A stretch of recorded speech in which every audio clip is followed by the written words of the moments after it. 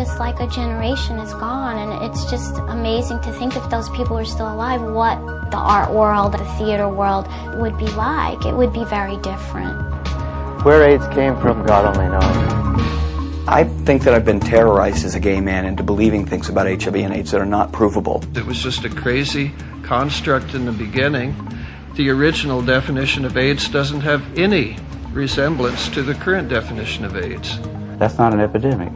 The number of cases reported went up epidemically, exponentially, because the number of tests that was done went up exponentially. It follows a long-standing tradition of basically dumping our abandoned drugs onto the third world. It's really society that's killing these people in general, and modern medicine that's killing them in particular. I believe I'm alive after 20 years of being HIV positive because I didn't take AZT or any anti-AIDS drug. As long as AZT remains on the market, we continue to be betrayed. I think there is a severe crisis in science as a whole, and in medical sciences in particular. They don't question anything. The entire AIDS establishment is absolutely guilty of some hideous sins, and everybody's been fooled. That's hard to believe. See, it's like, no, it can't be. I would say we have acquired information deficiency syndrome or a scandal. We maintain that HIV is a big mistake, possibly one of the biggest mistakes of the 20th century. How is this virus causing AIDS? How is it causing the depletion of immune cells when you can't even find it? Nobody has ever seen HIV. We have seen diagrams of HIV, we've seen posters, all of those with drawings of HIV, but this is only theoretical, the way that it ought to be. When two different parties look at the same data and come to different conclusions, it's no longer scientific. Actually, AIDS is a religion of these people. They believe in this virus. There is so much money being pumped into AIDS that people have no incentive whatsoever to see the truth. Maintaining this industry, maintaining this whole idea that there's this epidemic pending and that HIV causes AIDS is a major public relations process in the United States. If a hypothesis fails to produce results, that we have to reconsider that hypothesis. I'm in the Museum of the City of New York. There is a 20-year retrospective on AIDS. In this retrospective, if you look around, there's beautiful posters and very poignant and touching photographs and stories of people who have been afflicted with AIDS. Also, all along the walls are little charts, chronologies of events, like when AIDS was discovered, and then the test, the antibody test, that people should be tested to determine, do they have this deadly disease? That there is hope, not for a cure, but instead put time on your side. Take AZT or other antiretroviral cocktails. That's the messages. I'm Gary Null, and I'd like to open up a dialogue that allows those who've been excluded from the communication in the war on AIDS to have a forum. These individuals are sincere, they are credentialed, and they have a lot of good questions and challenging statements for those who are absolutely convinced that everything we've been taught about AIDS is right. It is the intent of this program to have a forum for the dissidents. The most responsible and reasoned of those individuals, you're now going to have an opportunity to see what their argument is as they try to deconstruct what they consider the myth of AIDS.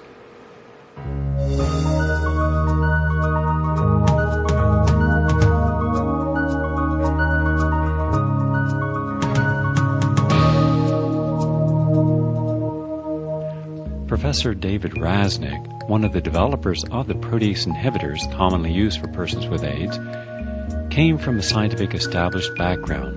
He has done extensive research on the subject of AIDS and is now one of the most outspoken AIDS dissidents. The best evidence against the HIV hypothesis is that there is no evidence for it.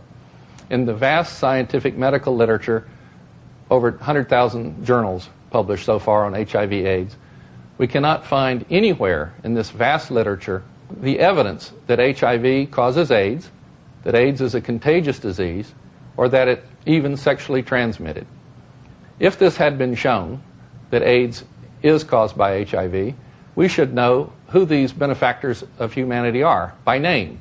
These would be candidates for the Nobel Prize. But I challenge you, any American, journalist, scientist, to come up with the names of these individuals who we should revere and should honor with awards and things. And I think you will find that you won't be able to come up with it. In 1984, Luc Montagnier wrote in Nature, quote, "All available data are consistent with the virus being the causative agent of AIDS," end of quote. But in 1985 he expressed an opinion which is impossible to reconcile with the HIV theory.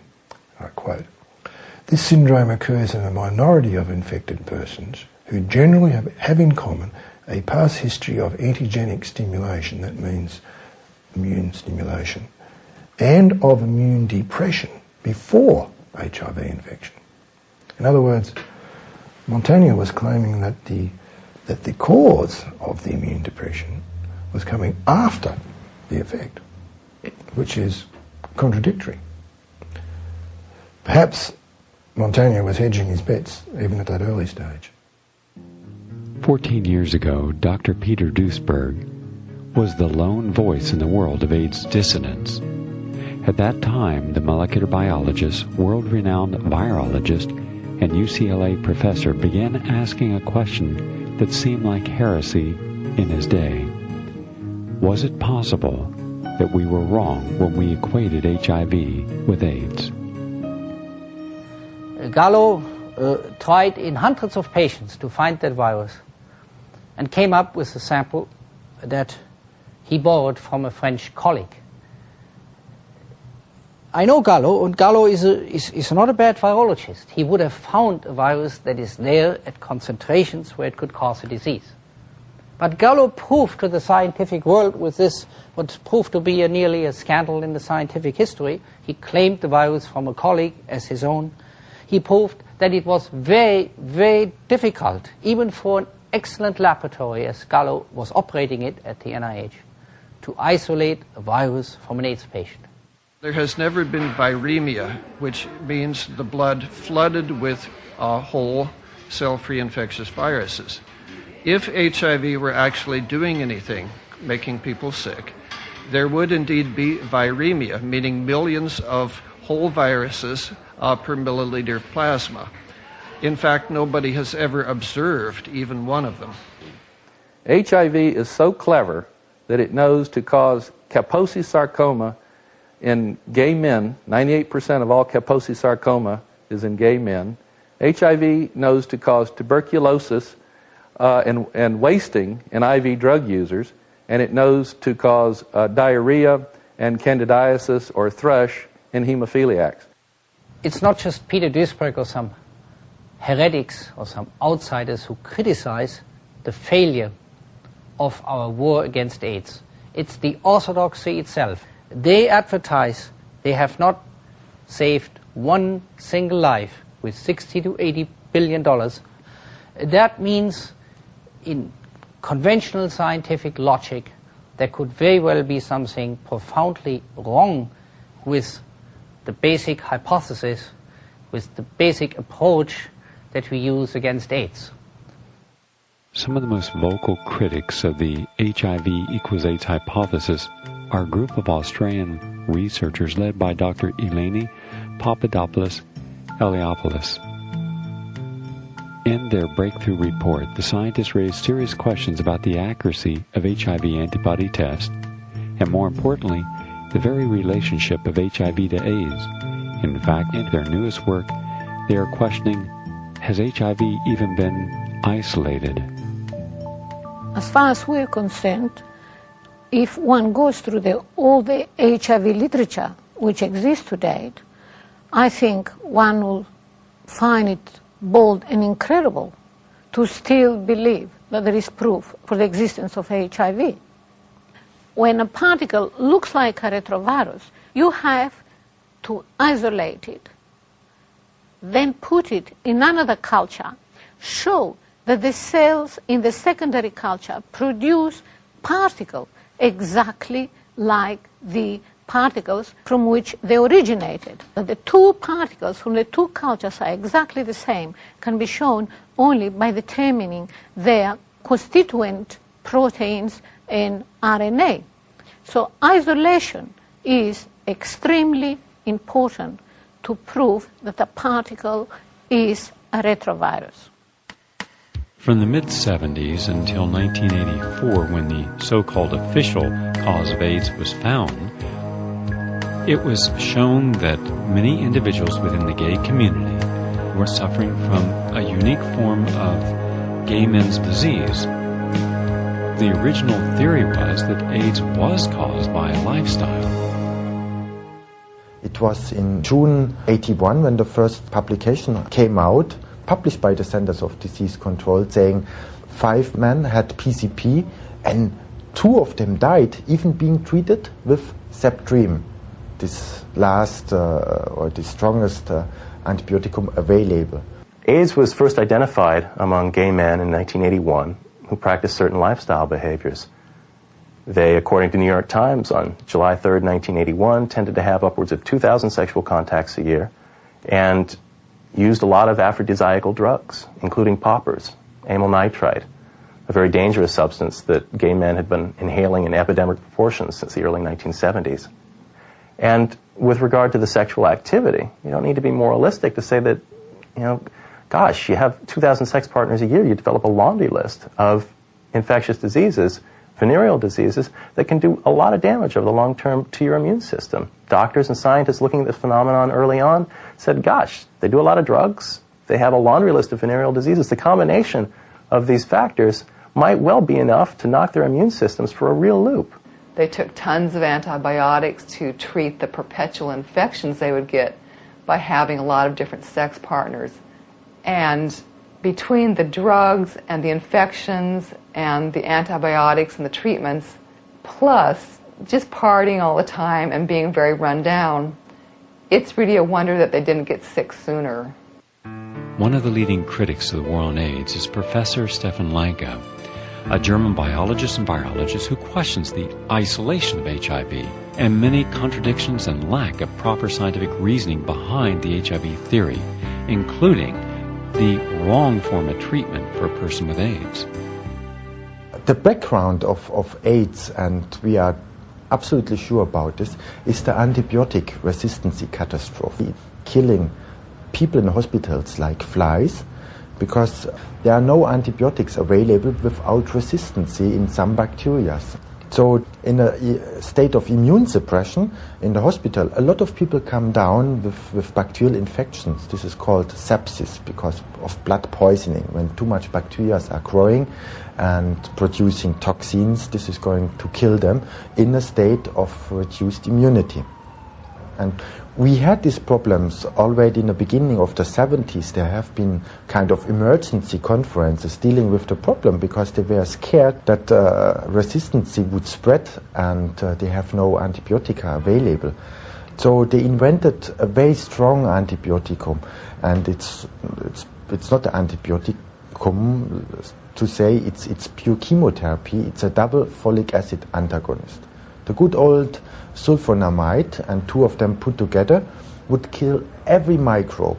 But the problem is they were scared that in the gay scene new resistance would develop and spread into the population. I mean, before 1984, when it was announced that HIV was the cause of AIDS, or the probable cause of AIDS, it was sort of more of a level playing field in a sense, because viral causation hadn't been proved, and scientists and clinicians were looking at more of a multifactorial model, maybe an environmental model, or even a toxicological model to explain the phenomena of AIDS. Many of the early AIDS cases were very, very sick. They were close to death when they got their diagnosis. Some of them had Kaposi sarcoma, which is a poorly understood affliction of the blood vessels. At the time they thought it was a cancer. Now it's known it's not. But they were given aggressive forms of chemotherapy, which had the result of killing virtually all of them. The doctors later realized it was a mistake only to the extent they stopped it, although the medical profession never quite admits they've made a mistake. The AIDS definition was there before, saying if you have PCP and if you have KS, caused by nitrites as well, because the nitrites are transformed into NO only in the smallest vessels, because the partial pressure of oxygen is high enough to perform this transformation, and NO is a very potent growth stimulant. So we have this neoplasia and hyperplasia in the endothelia, and this condition is called Kaposi sarcoma. It was on April 23, 1984 that Margaret Heckler announced to the world that the cause of AIDS had been found, namely HIV. Dr. Robert Gallow's colleagues said that his research made possible a blood test for AIDS and that a vaccine would be ready for testing in 2 or 3 years. That was in 1984. AIDS started partly when they said that it's possible to measure the strength of the immune system, analyzing or counting T4 cells, the so to say helper cells. But that's not possible, and it has already been published in '81 in the journal JAMA, Journal of the American Medical Association, saying that it makes no sense to count subsets even of lymphocytes because there was never a correlation. It could be high or low, and people are healthy or ill, it doesn't matter. So this was already known. But the problem was at this time already that in medicine people would not look to the facts but what is possible to sell on the market, because it was the year 1977 when it became possible to patent medical techniques. So they wouldn't care if there's any a clinical meaning behind those measurements, but they just sold it on the market. And the model of immunology would say at this time, if the immune system is weak, so cancer would appear. And that has been fundamentally mistaken, and it was wrong when they said it in '81. They knew it already in 1980 that this has been wrong. The immune surveillance theory of cancer came into existence when the war against cancer failed. About 1970, major cancer research laboratories were passionately involved in attempts to demonstrate that retroviruses were associated with human cancer. They really didn't get very far, not far at all. And somehow, around 1980-81, when the first cases of AIDS were reported, this came to these groups as at least one way out of the mostly negative results they had obtained for about 10 years before. So the AIDS research, I regard it as an extension of an earlier effort to demonstrate retrovirus in human cancer. They were working with the test, with cells in the test tube, and say, look, we have a high activity of reverse transcription, therefore a virus must be inside, and the virus is the cause of cancer. But the nature of cancer is much different, and when they found reverse transcription everywhere, they gave up the idea that retroviruses would cause cancer. And they were not speaking about it anymore, but wasted billions of dollars into this and developed chemotherapy based on this idea that the multiplication of genetic material, and they were thinking of the viruses, should be blocked. So they developed molecules which were incorporated in a growing chain of newly to build up genetic material, and which would kill the build-up or prevent the build-up of this genetic molecule, and the cell eventually has to die. The idea of retroviruses in cancer is long over, but the chemotherapy still is there because it's sold, and they have no idea why, no rational explanation why they are using chemotherapy. In 1984, Robert Gallo comes along, gives a press conference and says, hey, all of these diseases are caused by a virus. Here's his theory. HIV kills T cells, decimates the T cell population, causing acquired immune deficiency, which opens the gateway to infection with any number of opportunistic infections, 30 at this point. This is what we call the syndrome of AIDS-defining diseases. Problem is, if all these diseases among these populations were caused by a virus, one would think that these, this constellation of diseases, this syndrome, would spread from the original risk populations into the general population. That's what infectious diseases do. They spread out of the original risk populations. Problem is, through 1992, this simply wasn't the case. After 10 years of this so-called raging AIDS epidemic, over 90% of AIDS patients cumulatively remained within those original risk groups. And of those remaining 10%, you have to consider that those included all homosexuals who didn't care to admit their sexuality to their doctor, all IV drug users who didn't care to admit their drug habits to their doctor, and all infants AIDS patients. So you've got a disease that's really restricted to certain risk populations, and it's not spreading. Hence, it's terribly unlikely that this disease could be caused by a virus. In science, certain rules must be followed for any agent to be considered a causative factor in disease. The first rule is that an agent that is going to be blamed for a disease should be able to be isolated from each and every case of the disease. That is not true in HIV and AIDS. In my judgment, and to the best of my reviewing of the current literature on that subject, I've never seen a clear demonstration, of a direct isolation of HIV from patients. I've seen some evidence of virus particles observed occasionally in very complex culture systems. But this, to me, is no evidence for direct isolation from the patients. It's been isolated by thousands of laboratories throughout the world. It's probably the best studied virus of any viral pathogen in the history of human diseases. So to say that it doesn't exist and it hasn't been isolated is beyond preposterous. What AIDS researchers call virus isolation, or HIV isolation in this case, consists of two things. They will get their tissue culture where this HIV is supposed to be growing, and they'll check it for reverse transcriptase, which is an enzyme that was supposed to be specific or only exclusively found in retroviruses. And if they find reverse transcriptase in the tissue culture, they say, aha, we have now isolated HIV. Another thing they'll do is they'll check the tissue culture for a P24 antigen, which is one of the proteins that supposedly belongs to HIV. Both of these things, reverse transcriptase and the P24 protein, are about as nonspecific as you can get.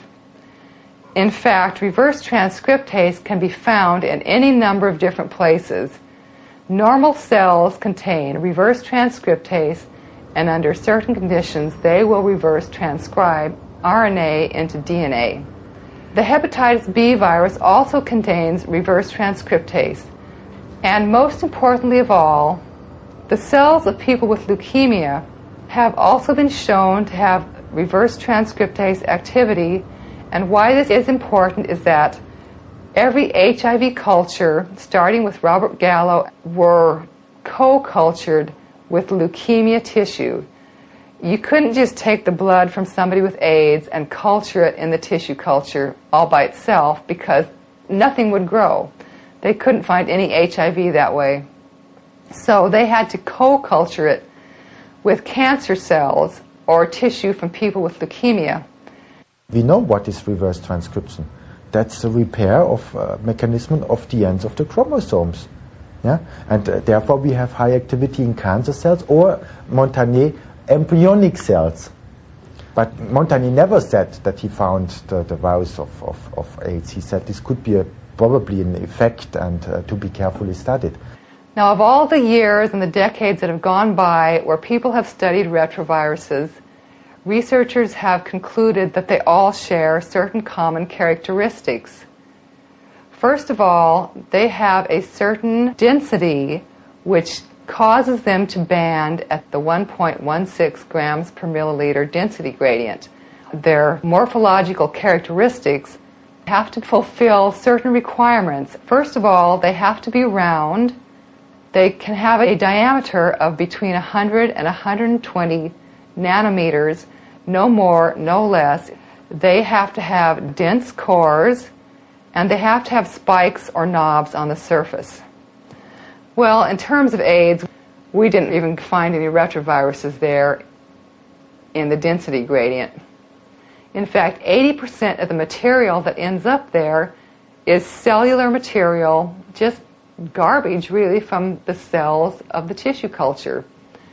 And the remaining 20% may or may not be a retrovirus. Just because it ends up there doesn't mean you've proved it's a retrovirus.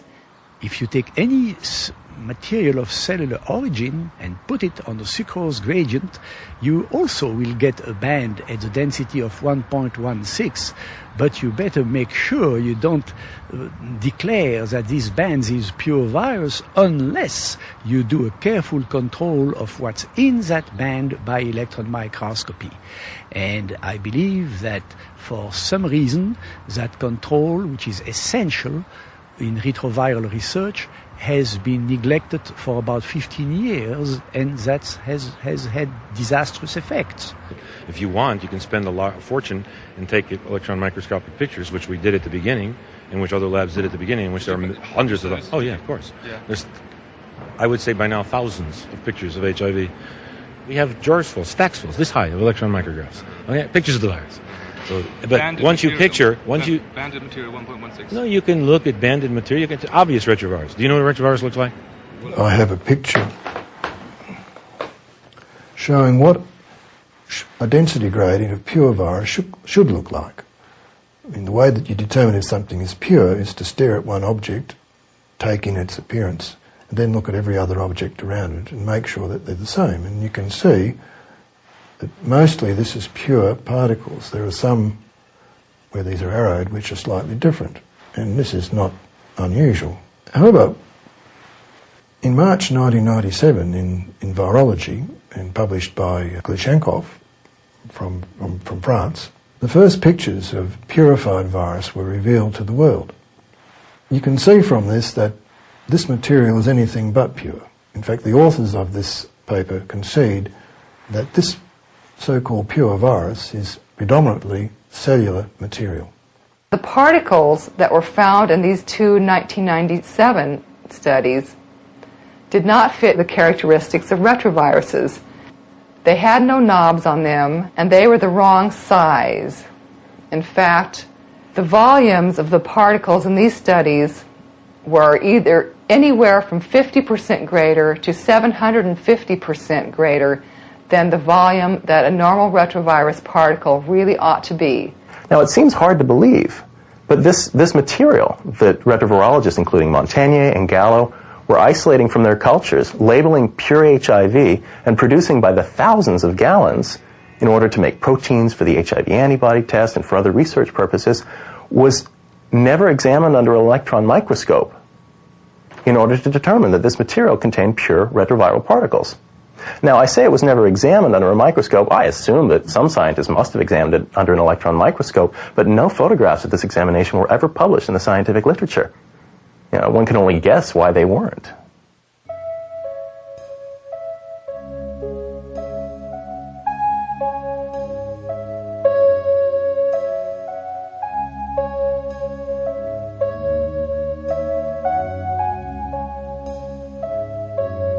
If you take a culture which has never had a retrovirus added to it, and you put it on the bench and wait for a week or two, it may actually start to produce retroviral particles and the other phenomena which go with retroviruses spontaneously.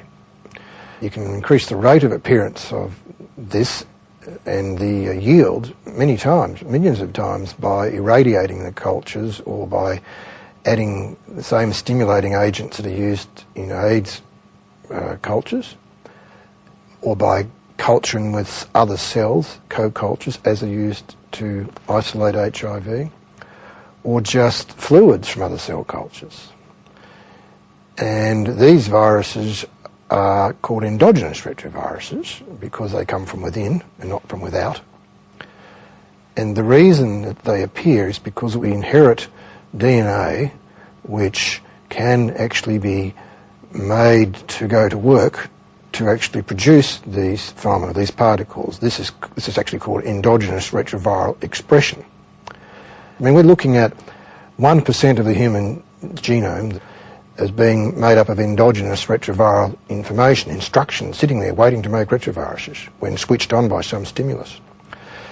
And so we don't know if HIV is a genuine retrovirus, that it may in fact be endogenous, and it may be the result of getting AIDS and not the cause. I mean, this will not be the first time that this has happened. Retrovirologists themselves in the past have in fact postulated that diseases may cause retroviruses and not the other way around. Retroviral-like particles are practically ubiquitous everywhere in cell cultures. You simply can't point to one in an impure cell culture and call it HIV. Even Robert Gallo admits that particles that look like retroviruses but aren't retroviruses because they can't reproduce are found not only in impure cell cultures but even in the band associated, the density band associated with purified HIV particles. You need more evidence than that before you can point to one of these particles in a cell culture and say it's HIV. Unfortunately, these particles are reproduced by the thousands in newspapers, in magazines. They're the basis of artist conceptions that you see in Newsweek and Time. None of them have been proven by standard means that we have at our disposal to be not simply retroviruses, but a unique retrovirus, HIV. Little wonder the public is confused about the subject of HIV testing. For on the one hand, we're told to take the AIDS test. The AIDS test is to determine, will we get AIDS? Do we have the HIV virus? Which will then mean we will eventually have AIDS and die. But all one has to do is open the test kit, look at the literature inside the test kit, and clearly it says that this should not be used as interpreting a person has AIDS or HIV virus. Well, therefore, if the test is not testing for the presence of a disease state or even an antibody that could precipitate a disease state, then what is its value? There are two tests in common use. One's called the ELISA, the other's called the Western blot. The only difference between them is that in the ELISA test, all the so-called HIV proteins, about 10 of them, are all mixed up together in a solution. And in the Western blot, prior to reacting, the proteins have been separated out into a nitrocellulose strip. Now, the test that really matters in all this is the Western blot. So we really don't need to discuss the ELISA test. It's used as a screening test, and it is admitted by experts that it is not sufficiently specific to diagnose HIV infection, whereas the Western blot, if positive, is considered synonymous with HIV infection. The standard screening test is an ELISA. Occasionally you get a false positive. Under those circumstances, a Western blot can absolutely confirm. Western blots are also important when you have people, for example, who have been vaccinated in vaccine trials and making antibody against one protein. The only way you're going to tell if they're infected serologically is by looking at a Western blot showing they make antibodies to the other protein. So it has a lot of value. It's fundamentally a confirmatory diagnostic test. This is representing a Western blot strip. A Western blot strip is a thin strip, like the strip that your doctor uses to test your urine. And in it, on the strip, placed several proteins, 10 of them in the case of HIV, separated by their molecular weights. And in the test, plasma is added to the strip, and if there are antibodies in the plasma which react with any of these proteins, then the strip turns dark. So a Western blot test appears as a series of dark horizontal bands. Now, one of the problems of the Western blot test is that it is not reproducible. This is a test of a positive serum performed in 19 reference laboratories, all on the same specimen of blood. And as you can see, just by looking at this, no two are alike. The proteins used on that Western blot strip that scientists claim are HIV proteins may not necessarily be HIV proteins. There's no proof that they are, and there's plenty of evidence that these are normal human cellular proteins that have been misidentified. This conclusion seems hardly debatable in the case of P32, one of these purportedly HIV proteins that's been shown to be identical in amino acid sequence to a normal human protein associated with human T cell function. Another one of these proteins, P41, has been considered by Montagnier's group, Montagnier, the original discoverer of HIV, to be a contaminant, the ubiquitous cellular protein actin. Yet it's right there on your Western blot test, masquerading as an HIV protein. It's nearly impossible to determine the rate of false positives because there is no gold standard to independently verify test results. People with non-AIDS diseases have antibodies that can register a positive result on the HIV antibody test. Indeed, people with multiple sclerosis, T-cell lymphoma, generalized warts, and other diseases have the P24 antigen.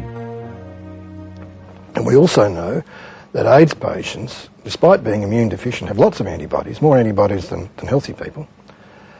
And many of these antibodies react with cellular proteins. That's just data that's widely available and not disputed.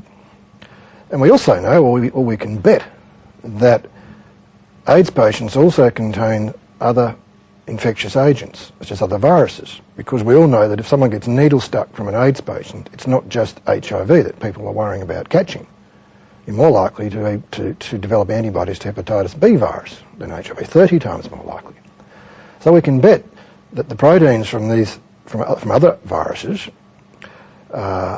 will be present in the cultures as well. Based upon the HIV equals AIDS hypothesis, they then gave us the test. Now, they didn't give it to us, they sold it to us.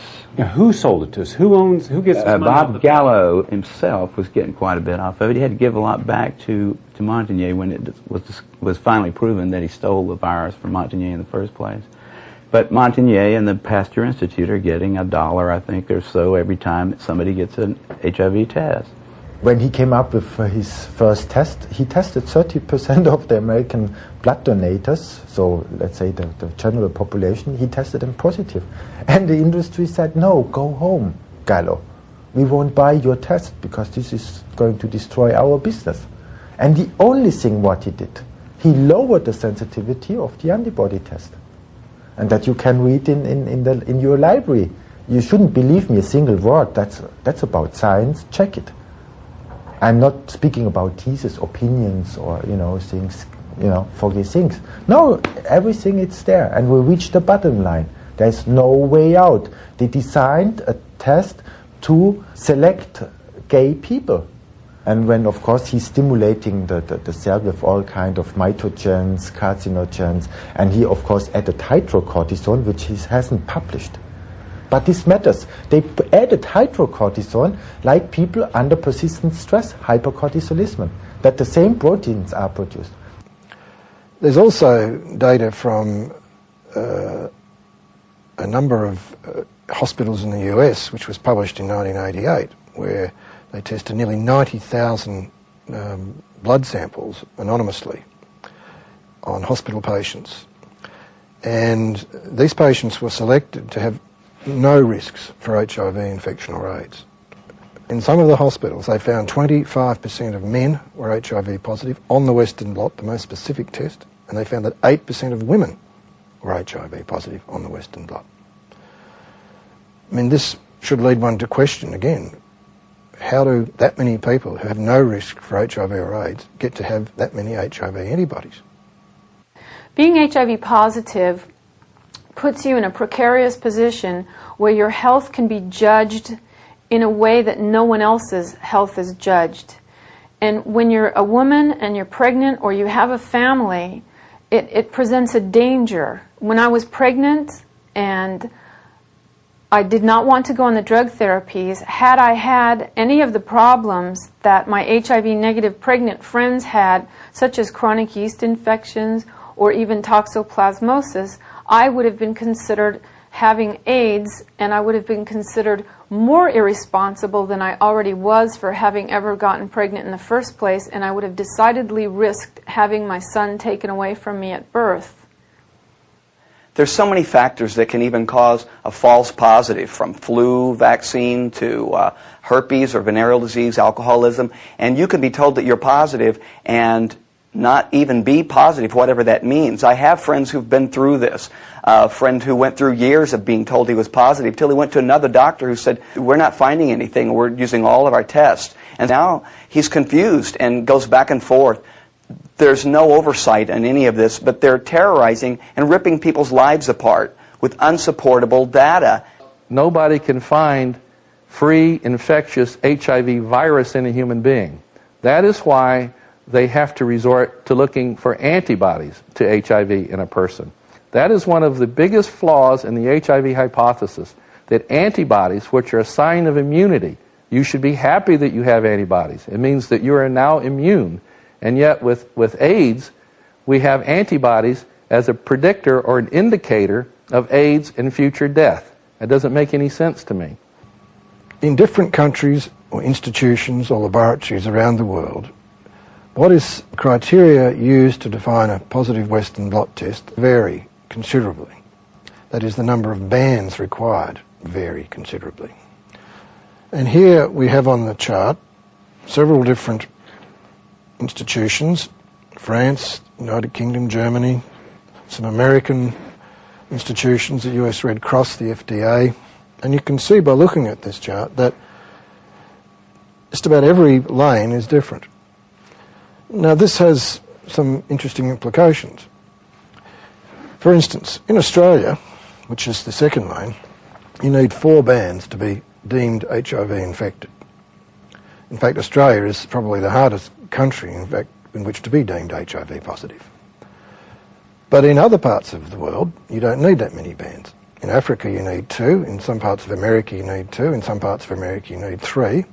And in the MAC study, the multi-centre AIDS cohort study, up till 1990, just 1 band was considered sufficient to diagnose a gay man HIV infected. When you have indeterminate bands and you don't have the full array of them, then there's obviously the iffy situation where you need to repeat it. But I don't think that there's anything wrong with different countries having different criteria, because the different criteria are only really for that small group of patients that come in the indeterminate level. When a Western blot is really positive, it hits you like a truck. It's only for that little indeterminate group that you have to be concerned.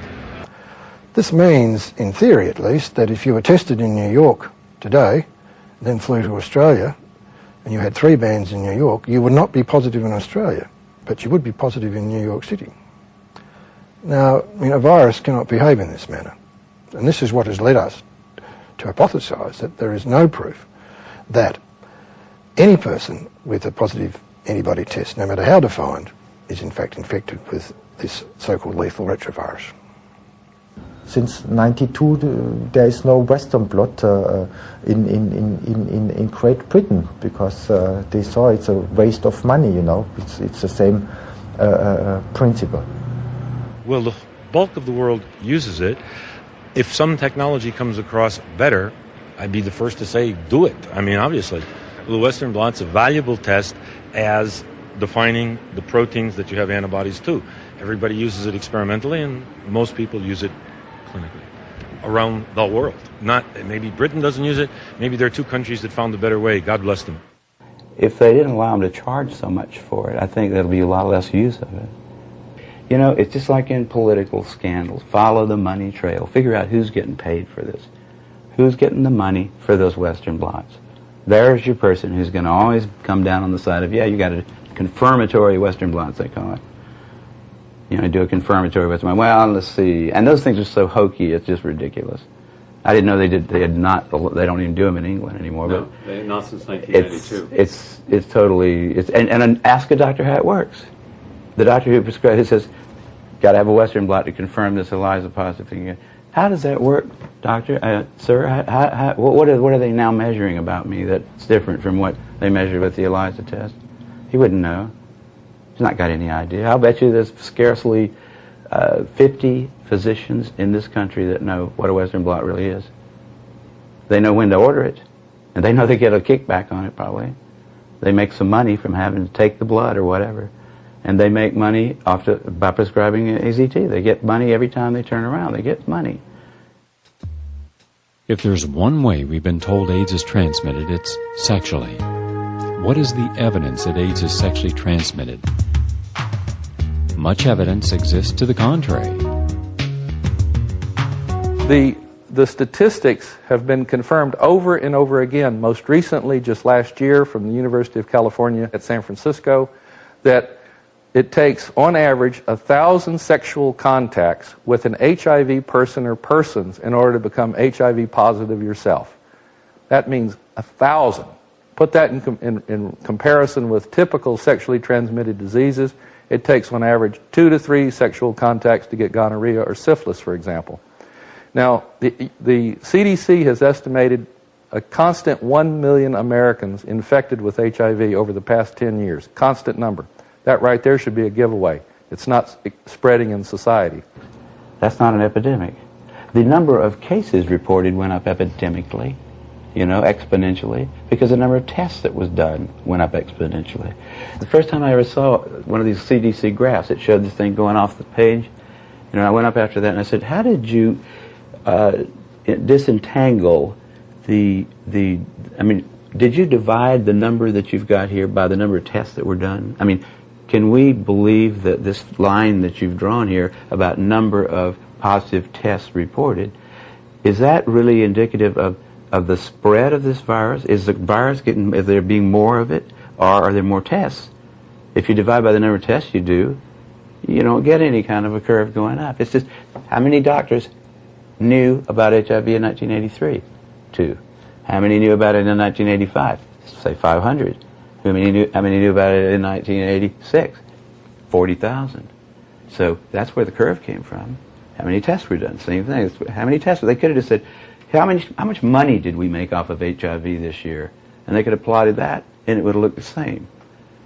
And they could have said, it's an epidemic because we're making more and more money off of it every year.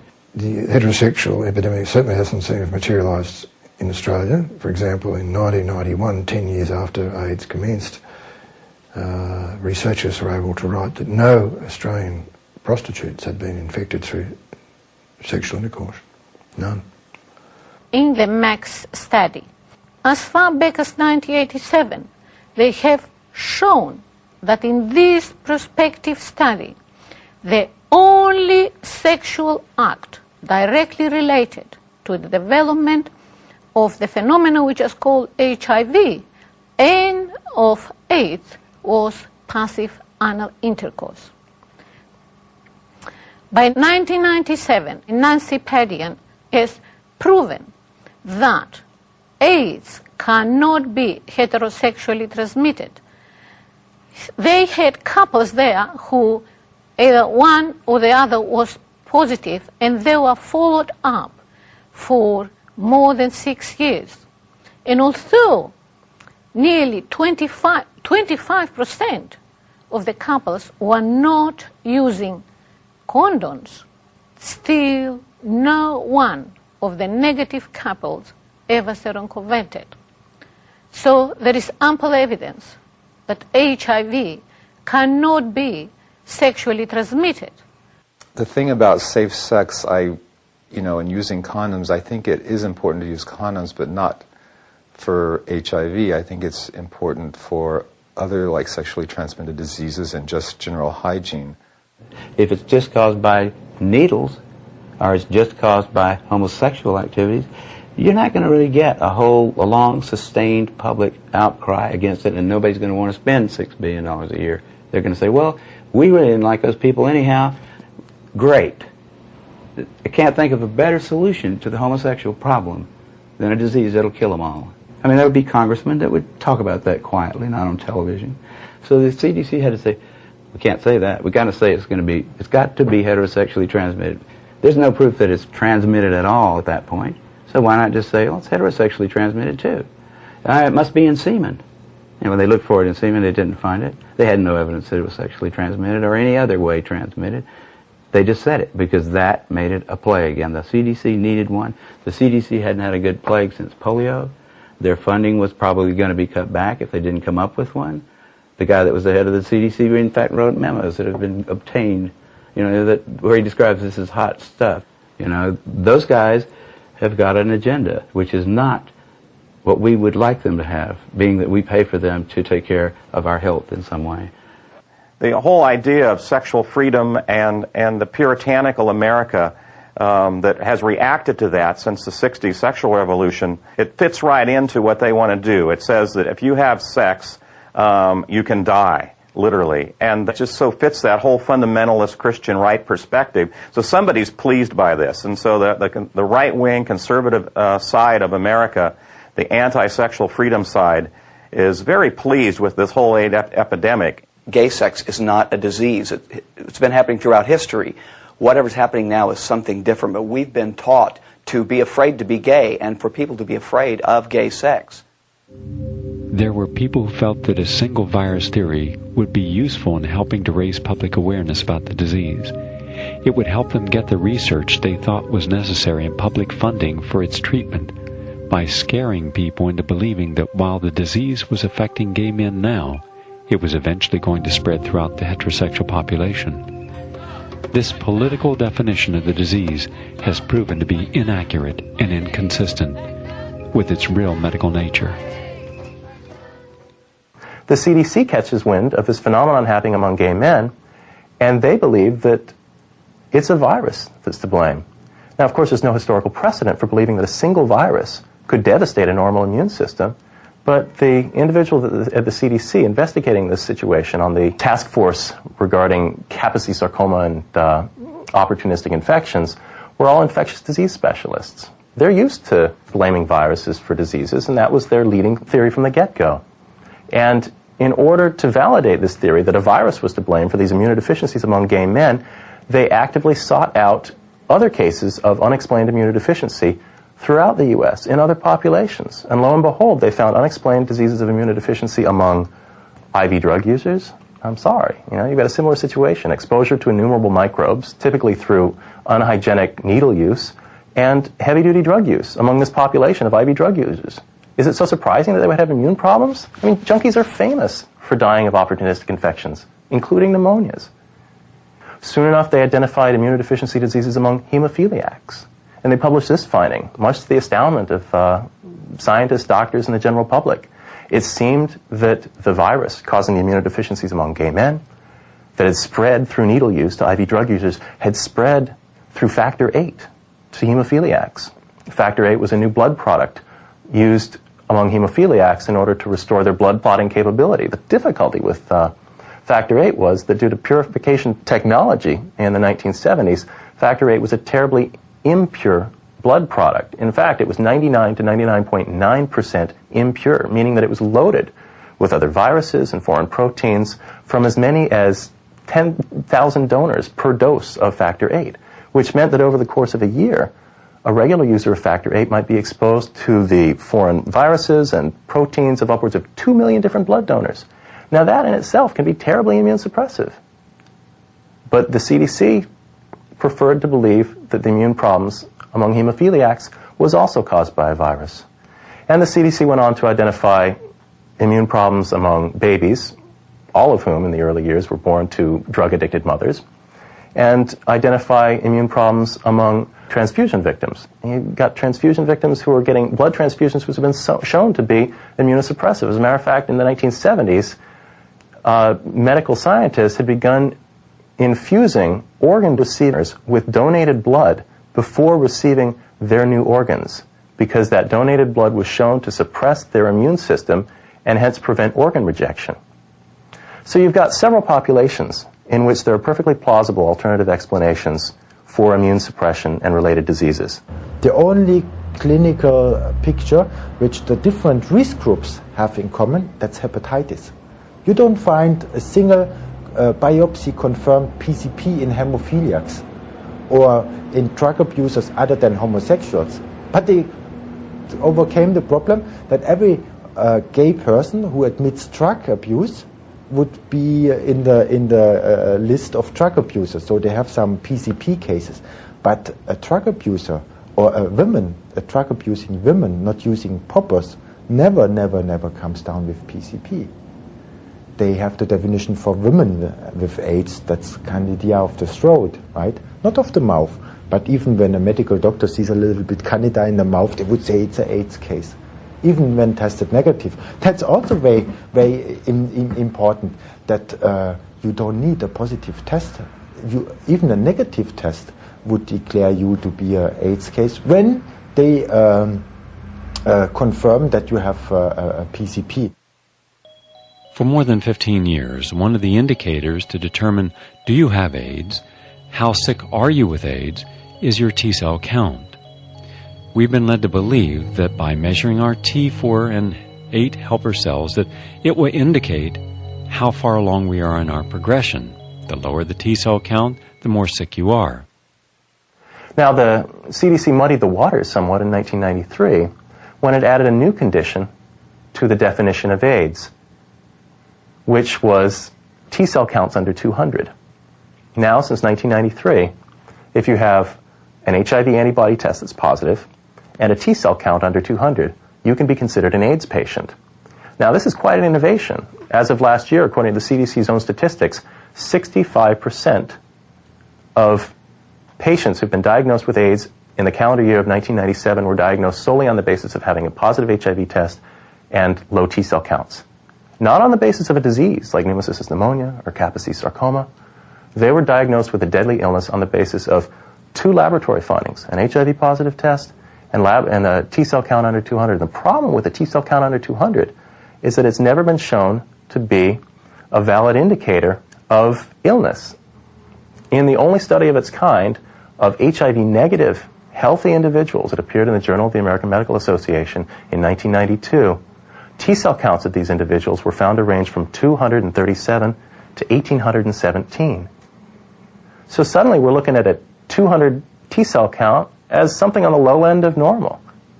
But if you're HIV positive and you have a T-cell count under 200 just once, then you're considered a victim of a deadly disease and considered an AIDS statistic. Suddenly a whole lot of people can qualify for an AIDS diagnosis on that basis and for a lot of government funding. Certainly, T4 decrease cannot be considered the hallmark of AIDS because it appears in many patients who never develop AIDS. In fact, all you have to do to have a decreased T4 cell is to go on the beach and lie there for a few hours. And if you measure your T4 cells, more than likely they will be very low. It's not possible to measure the strength of your immune system using the blood. It makes no sense because only 2% of those white blood cells or lymphocytes said to be responsible for immune functions are in the blood. All the others are in the tissues where they have to do their work. It's like looking outside to the street, onto the street, and counting the police cars coming by every day, and you would count 10 usually, but suddenly only 3, and then you would say 7 of those policemen, caught up or were killed by the virus mafia in the Bronx. But that's completely mistaken. They are probably somewhere else to do their job, and that's how it works in our body. Part of the fear that accompanies this issue is if I do nothing to fight my HIV, something will happen in the future. The HIV will come and get me 10 or 15 years down the line. This is what we're told to believe. That sort of fear is very powerful. It makes people who stop taking the drugs go back on the drugs, even if they're doing fine, but their surrogate markers change, the viral load and T-cell counts change. That's another part of the fear. That's psychological terror, plain and simple. Nothing else is behind those markers. It's a numbers game that doctors play, knowingly or not, with their patients. And their patients buy into that for the most part and are led by this fear. I don't think there are any infectious diseases in which everybody who's infected gets sick. I mean, usually it's the minority of people. Poliovirus used to infect many, many, many more people than became paralyzed. Hepatitis B affects many people. They don't even know it. They get better and they're fine. It kills other people. So it's not so straightforward. And the notion that HIV, almost everybody dies from it, would make it, in my more traditional view, a very radical kind of way out notion, which is coming from our established medical profession, who one would have thought would have been a little bit more conservative. To say that all of you have to die, how unfair, how unjust, how cruel they went too far, declaring an absolute death sentence in AIDS. From the first 5 cases, only 2 died, the 3 survived. So that's very clear that they built up a system of belief because they were misusing the gay scene of New York City from 78 till 80 in order to isolate the hepatitis B vaccine out of them. So they perfectly knew already what kind of proteins and what kind of anti-proteins, the antibodies, they have inside their blood and inside their body. So it was very easy for the ones who set up antibody tests to produce similar proteins like the body would produce under persistent stress. And that has been done. Many believe that thousands of people have died not because of an HIV virus, but because of the medications aggressively given in otherwise healthy asymptomatic individuals. Think about Septrim, The FDA says this should be given only 14 days maximum. Otherwise, your own blood picture is going to be destroyed irreversibly, means for the rest of the life, because the damages became inherited. Because it's Septrim, it's pure chemotherapy, it acts on a genetic level. This is why those kind of antibiotica are so effective, because they are destroying the genetic material of the bacteria, the damages are accumulating, and there is no repair. But the damages are accumulating inside our cells as well, and therefore this is the reason why AIDS, it's of greatest importance to everybody, but out of completely different reason. Because humankind is in danger to destroy its own genetic material using this kind of antibiotica and chemotherapy, which would destroy the genetic material of our mitochondria. This is the name of those bacteria inside our cell producing the energy. And then we go lower and lower with energy production, and this is what we are seeing. And if we then have no regenerative power, then it becomes a big problem. I've done most of my work on AZT, which first started being prescribed in 1987. And that's a long story, but I've shown that the original drug trials, the phase 2 studies, were blatantly fraudulent, proving nothing. And yet it was the basis for the approval of AZT not only in the United States, but 30 other countries. During the 3 years that I participated in the early AZT clinical trials, I witnessed the most shocking, unethical, unscientific, and corrupt behavior by the clinicians conducting these studies. For anyone who believes that AZT was proven to be safe or effective, I would never claim that based on the results of the studies that I participated in. Whenever there was an adverse reaction or something that could have been an adverse reaction to the experimental drug, this information was supposed to have been recorded on an as-needed form. Some kind of adverse reaction such as diarrhea or weight loss or night sweats or vomiting or fevers or the development of an opportunistic infection. Often these things were not recorded. And so how would you really know if there were adverse reactions to these drugs if they were routinely left out of the data? It was often the case that patients would not even be asked to sign informed consent forms, or often that they were asked to sign these forms weeks or even months after they had been enrolled on the study. There were many patients who developed blood toxicities. There were many patients who experienced other symptoms of adverse reactions. And think of all the people today who are still taking AZT. Think of all the people who died from what we think was AIDS. Were those people, in fact, killed by AZT? After 87 cancer of the lymph system, which is directly caused by AZT, and that has been studied in the 60s, and that has been the reason why AZT has been forbidden since then in animals, because it killed all of them and caused cancer of the lymphatic system before. Glaxo welcomes inserts to the physicians and the physician's desk reference, warns the doctors not to confuse the toxic effects of AZT with AIDS itself. AZT causes numerous AIDS-defining diseases. For example, AZT causes dementia, which is AIDS-defining. AZT causes diarrhea. AZT causes muscle wasting. It causes a whole host of complications, destroys the bone marrow, requiring life-saving blood transfusions of people that use AZT. This information you get from GlaxoWellcome itself, the manufacturer. So I don't know who better else to go to. The antiviral drugs are chemotherapies. They're all based on chemotherapies that have been developed 30 years ago, long before AIDS was known, to kill human cells, to kill cancer cells. Hopefully, that's the operating principle of chemotherapy. You kill all growing cells. You want to kill cancer cells, but you have to kill all growing cells because you work with a so-called DNA chain terminator, a substance that terminates the synthesis of the central molecule of life, that is DNA. And when that is terminated, adios cell. The cell is going to die, and sooner or later, you're going to die. Chemotherapy is restricted to a few months in the hope the cancer dies before you die. That's why it has to be restricted.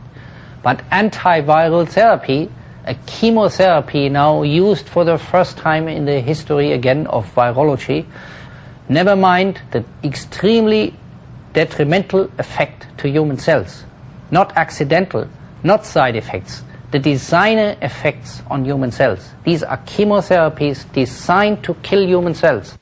What if you were to take completely healthy individuals who had no risk factors for depressing their immune system, and every day, 4 times a day, you give them one of the most toxic chemotherapy drugs ever created, AZT? What would you imagine would be the state of their immune system and overall health within 2 years? And yet that's exactly what has been done with many people who have tested positive for the HIV antibody. The doctor says, okay, yes, we have here sick people and we treat them, we try to treat them, but we only treat them because we hear from them they have a deadly virus, not because they are sick. Most of them are completely healthy.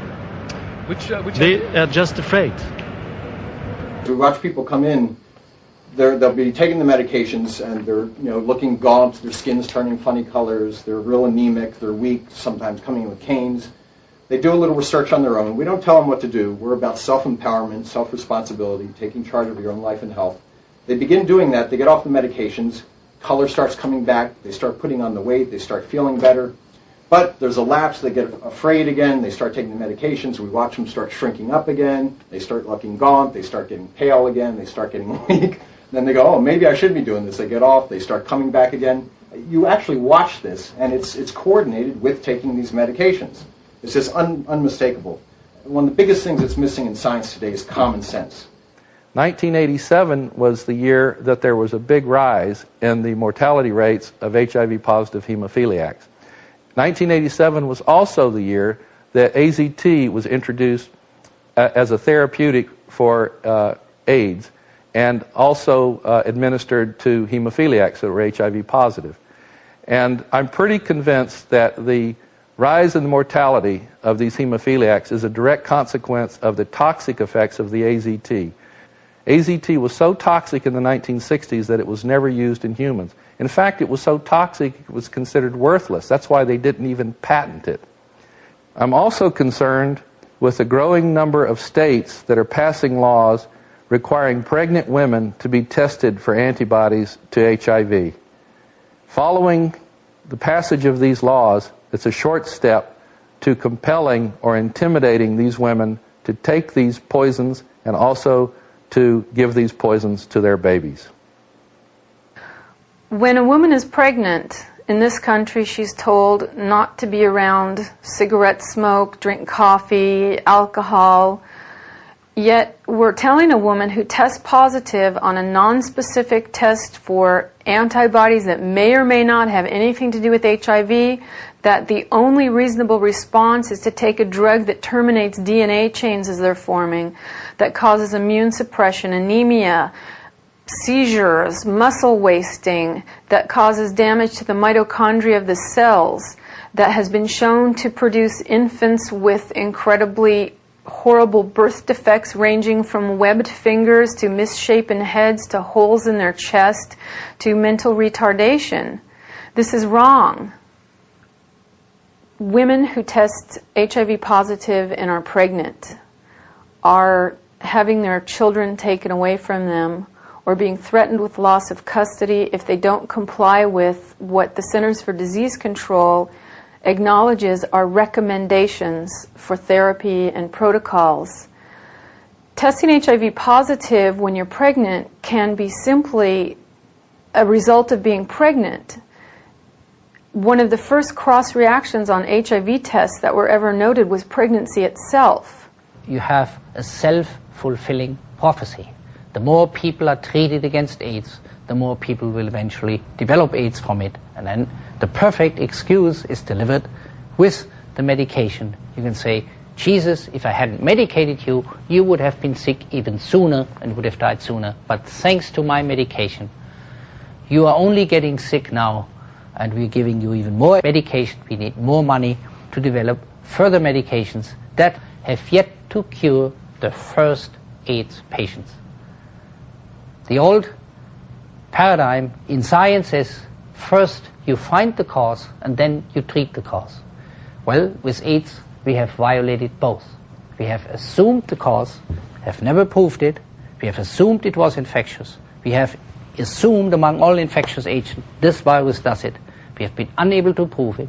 And we have cured and cured and cured against this virus, with the result of 600,000 patients, 350,000 dead, and not a single cure in sight. We are claiming more and more money to continue the same vicious cycle. Who really benefits from the billions upon billions of dollars spent each year on AIDS research? Those that control and maintain the HIV hypothesis of AIDS are two basic institutions: the Centers for Disease Control, the CDC, and the National Institutes of Health in Bethesda, Maryland. Both of these institutions will probably come as a surprise to the public to learn that they are military organizations. It was certainly a surprise to me to learn this. The leaders of the National Institutes of Health and the CDC have uniforms. They have military ranks. And as everybody who's ever been in the military knows, there's an information flow from top to bottom. Military structures are incompatible with free and open discourse and debate, which is supposed to be what science is about. When you have these military structures in the CDC and the National Institutes of Health, you can control the debate, you can control the information flow. Not only that, since the National Institutes of Health are the primary source of funding for all academic, medical, scientific research, they can control who gets funding to do what research. And in that fashion, they can control what gets published and, more importantly, what you exclude. For more than 15 years, the American public had been told that the HIV virus is the sole cause of AIDS. Those members of the scientific community who have questioned this dogma, the three-part equation HIV equals AIDS and equals death, have been suppressed. Peter Duisberg at the University of California, Berkeley campus is seen, as is often done with maverick scientists or others, as someone who is now dangerous. This is typically the way such mavericks are treated. His funding has been cut off. Graduate students are encouraged not to take his courses, and I think his administrative duties have included being in charge of the department picnic. This is a brilliant scientist who should be and is at the height of his powers, and he has not been treated as one would expect of one, a brilliant scientist, and two, a supposedly liberal campus like the University of California at Berkeley. Peter is a very scholarly person in addition to being brilliant too. He's very careful.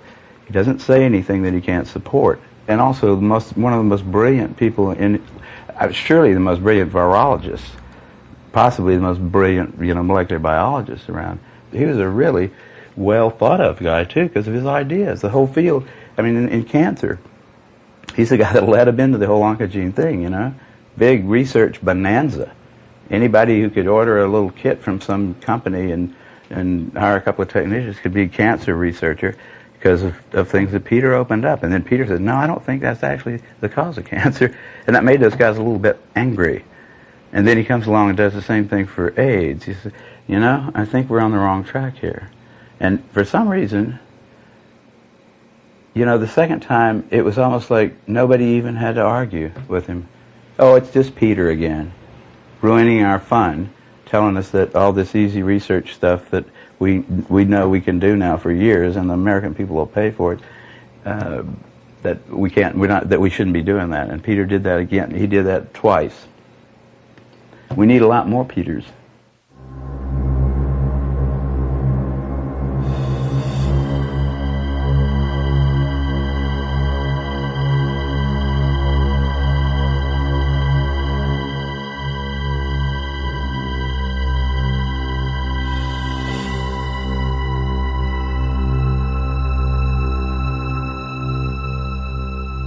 In 1978, started a new era, a new stage in medicine, and it started in the milk workers in Michigan.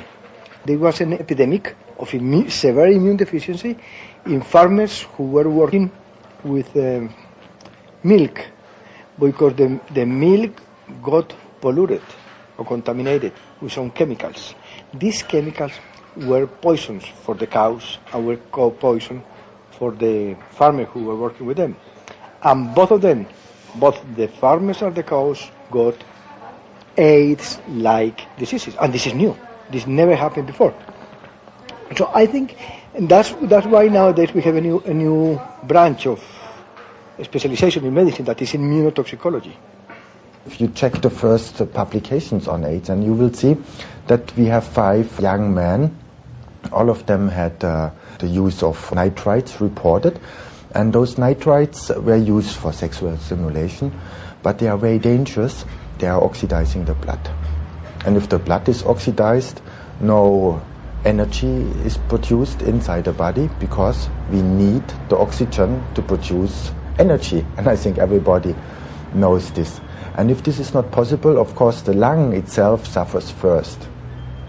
And when the lung suffers, there's no replacement of the old and dying cells. Fungal infections have the possibility to come in and to feed on those and this dead or dying organic matter. And this condition is called PCP. And that's a fungal infection. That's not a protozoan or bacterial infection, which is waiting inside the body till the immune system is going to go down. You know how you give pneumocystis to a rat if you want to? Put him on a low-protein diet and give him some steroids for about 6 weeks, and he'll get pneumocystis. These guys are doing that same thing. Low-protein diet and a lot of steroids. I mean, all kinds of steroids. And that's the known way. I mean, that's what the people that study pneumocystis, that's the way they produce a rat model for pneumocystis. What we see, and this is consistent in all industrialized countries, United States, Europe, 60% have fungal infections, 20% have cancer. And the rest are some rare forms of unicellular organisms. Of course, in the beginning they thought a lot of bacterial infections would show up. So they added the bacterial infections inside the definition of AIDS, but then they have to take them out because they didn't show up. And why should established diseases form a new syndrome? We know the conditions why somebody comes down with fungal infections, and of course we know the treatment options to help the body to regenerate, to produce the needed energy, right? Babies who are born out of with AIDS are babies who are exposed during pregnancy to different immunological stressors. In Africa or in the Caribbean, in Haiti and Trinidad and Tobago, babies who are born of AIDS because their mothers are exposed to malnutrition during pregnancy. And babies who are born with AIDS in America or in Europe are because the mothers are exposed to chemicals or drugs of abuse or or industrial chemicals. But why never before babies were having AIDS? Because toxins were there before, a lot of toxins. I think that the thing is a problem of doses, of amount. I think never before the human being have been exposed to the amount of stressor that we have been exposed in the last 3 or 4 decades. So never before the babies were exposed during pregnancy of the mothers to the amount of stressors that they are exposed nowadays. In other words, what I'm trying to say is that all babies are born nowadays a little weaker than they were born 100 years ago. And some of them whose mother are exposed to higher amount of stressors during pregnancy are showing these new conditions. Professor Duisberg proposed that it is not this relatively harmless retrovirus, the HIV virus, that could be causing all of this death and disease. Instead, it was recreational drug use. By examining this subculture of the underground fast-track gay community, as well as intravenous drug users within the heterosexual community, were the ones who were being diagnosed with AIDS or suffering from the AIDS-related illnesses. The third of all American AIDS patients, of the 600,000 American AIDS patients, are intravenous drug users. All the heterosexual AIDS patients, even the babies with AIDS, are in this category. Well, the babies have not injected drugs, but their mothers did. 200,000 American mothers are injecting drugs every year. And they are the mothers of the 1,000 or so AIDS babies that we have in this country. What is the evidence that drugs are really responsible for the AIDS-defining diseases in the United States and Europe? Well, there is some direct evidence. The nitrites, the so-called poppers, are responsible for the Kaposi sarcoma that is exclusively seen in gay men. At least 98% of it is. And 100% of these men have a history of inhaling these poppers. The nitrites are directly immune suppressive. That is documented in the scientific literature. They're some of the most potent carcinogens and mutagens known. It continues to be confirmed in large cohort studies of male homosexuals at risk for AIDS that they use these drugs to this very day. And it should go on to this date. Why do I say that? Because the medical orthodoxy, the virologists, the doctors treating AIDS patients, the scientific community does not accept the view that drugs could cause anything, that the drugs would cause the damage, is not acceptable hypothesis in America and in Europe these days. You are supposed to think that only a virus could do harm. Drugs are harmless. And in the world's most popular scientific journal of all, Science, an article appeared on the same question, which in fact said in 1994 that heroin is a placidly untoxic drug. The only trouble could be that you might, because you're high, forget to wear a condom and forget to use a clean needle, and then you get infected by HIV. It said that in the same year in which 3,500 fellow Americans died from heroin use, 3,500, and 60,000 spent up to a week in hospitals for heroin-caused diseases. That is to say, the leading scientific journal doesn't even check the statistics that come out from the National Institute of Drug Abuse or from the White House on the health effects of heroin use. They're totally unaware of it. Drug abusers, who some of them live under persistent stress, or they get dirty street drugs, and which immediately would damage the liver or destroy the liver, so they have hepatitis as well, the drug abusers. We don't need viruses to explain hepatitis, inflammation.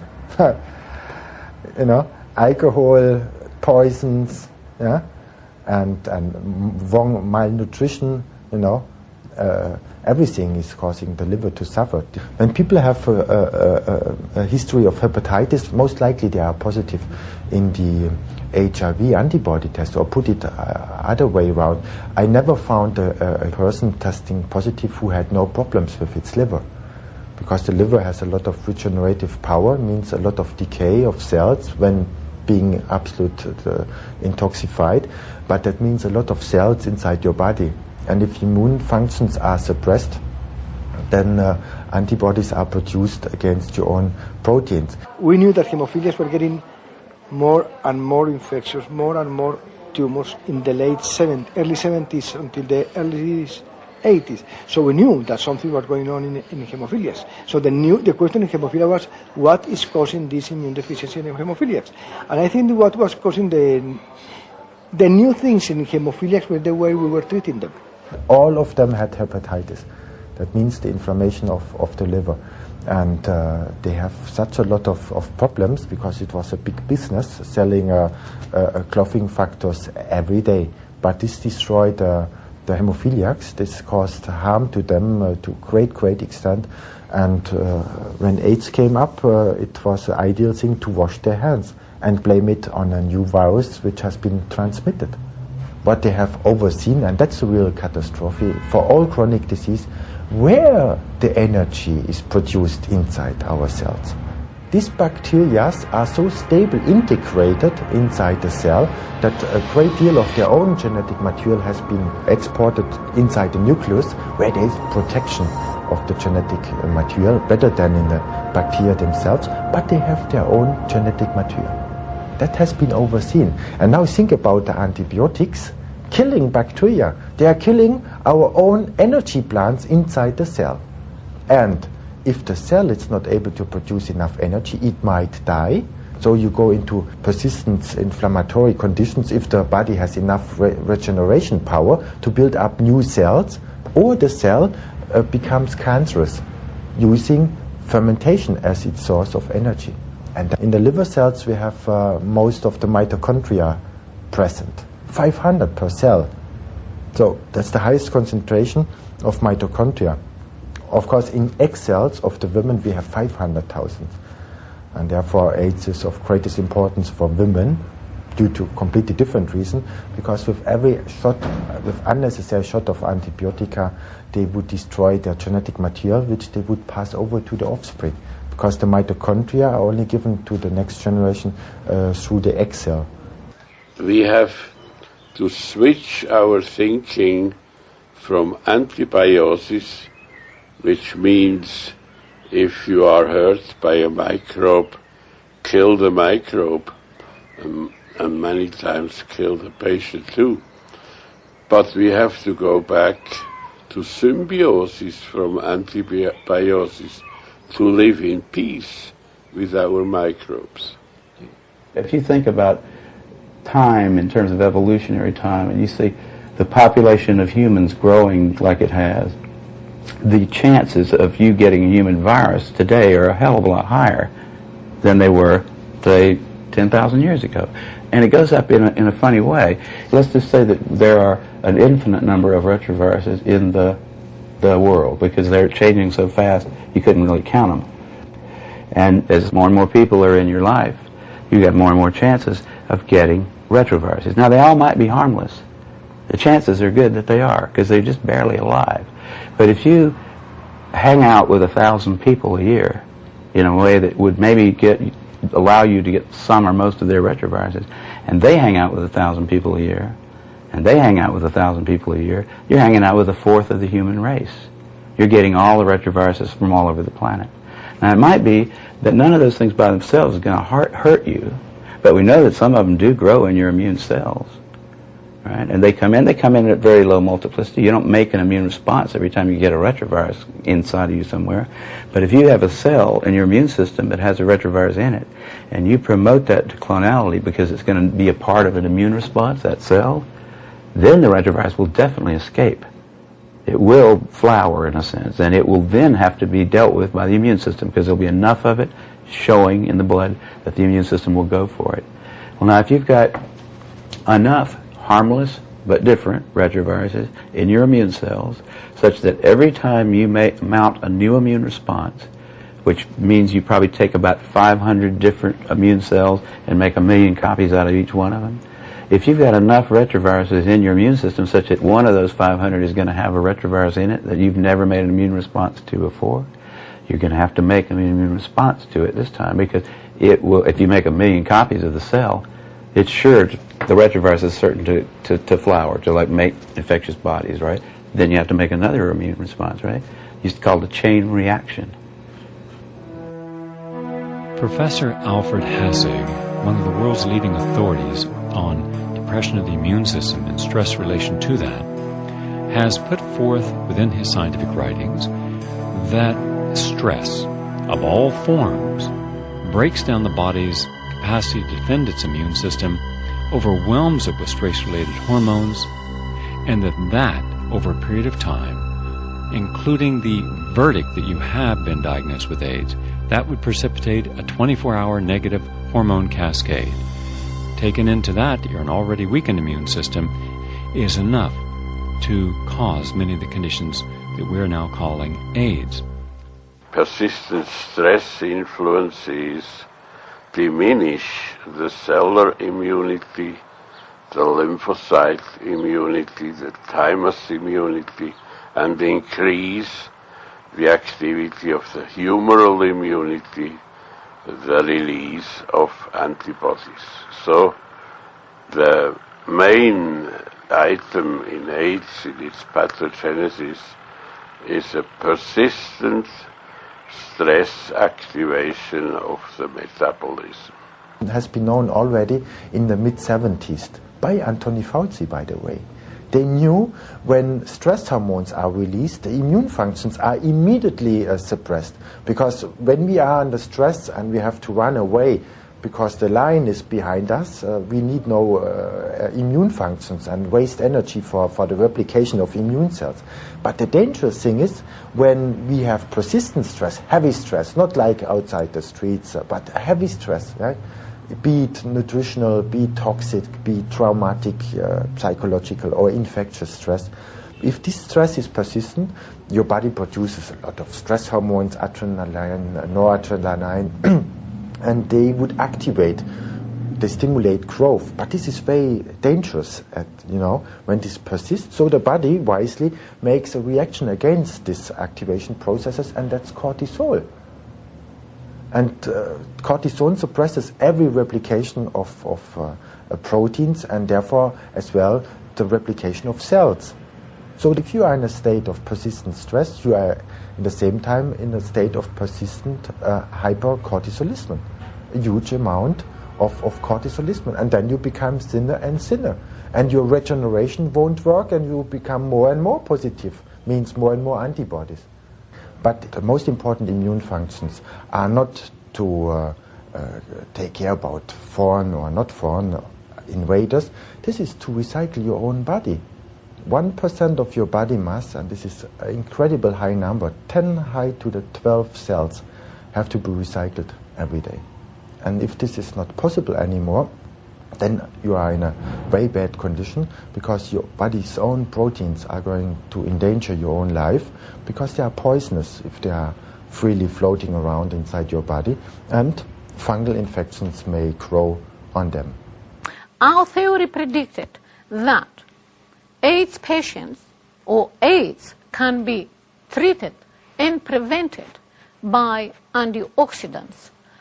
And this has been proven by researchers from Stanford University, where they have shown that AIDS patients, including the T4 lymphocytes of AIDS patients, are oxidized, and that oxidation is directly related to the development of AIDS. And conversely, if you give antioxidants to the AIDS patient, the progression of the disease is inhibited. There is a paradox. In America, we're told that it's the fast-tracked gay and the intravenous drug user most susceptible to developing AIDS. In Africa, we're told that it is the heterosexual that is most susceptible to developing AIDS. Why the contradiction? Well, we haven't looked carefully at the facts. We've been told numbers ranging from 5 million to 25 million Africans have HIV and that there's going to be an enormous amount of death. But when you actually go to Africa and you interview the physicians working there, you find that these are presumptive diagnoses. One of the things that is important to emphasize from the outset is that the definition of an AIDS case on the African continent differs decisively from what constitutes an AIDS case, say, in North America or Western Europe. A definition was arrived at as a result of a World Health Organization sponsored conference in October of 1985. What resulted was what's known as the Bangui definition. The Bangui definition of an AIDS case in Africa is based on 4 clinical symptoms. The clinical symptoms are a high fever, a persistent cough, loose stools for 30 days, and a 10% loss of body weight over a 2-month period. By that definition, a Western researcher like myself has had AIDS. But having gotten on a plane and flown back to California, I'm not considered, of course, an AIDS case. So I think it's important to keep that in mind whenever one looks at the data, the epidemiological data, about what exactly we're counting when it comes to AIDS in Africa. And tuberculosis is for all intensive purposes, the AIDS disease in Africa is tuberculosis.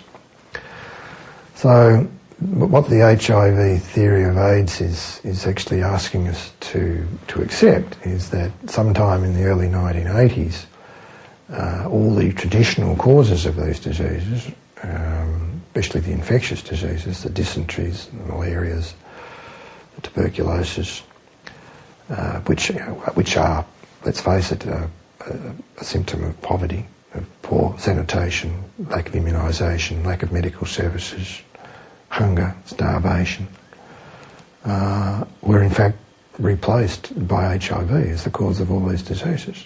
I mean, this is not, to our view, this is not a likely scenario. Where there have been good research reports, it's clear that these HIV tests render a ludicrously high rate of false positives when those tests are done among populations that already suffer from other kinds of endemic diseases, parasitic infections, and malnutrition. There was a study in the Journal of Infectious Diseases in 1994, for example, that made it quite clear that when they did these HIV tests on a population in Zaire, where there was widespread tuberculosis and leprosy, that the test results in 70% of the cases were false positive. If the test results are 2 or 3% false positive, a test is basically invalid. It's useless in terms of epidemiology.